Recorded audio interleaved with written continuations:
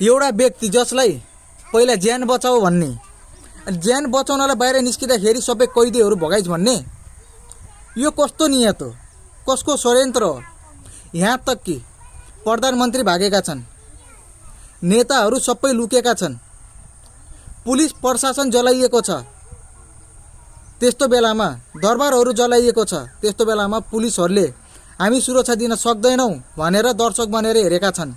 त्यस्तो बेलामा रवि लामिछाने निस्किँदाखेरि कैदीहरू भगाइस् भनेर आरोप लगाउने, त्यहाँ कुनै जेएनजीको म मान्छे हो भनेर बन्दुक प्रहार गरेर रवि लामिछानेको ज्यानमाथि खेलवाड भएको भए को जिम्मा हुन्थ्यो?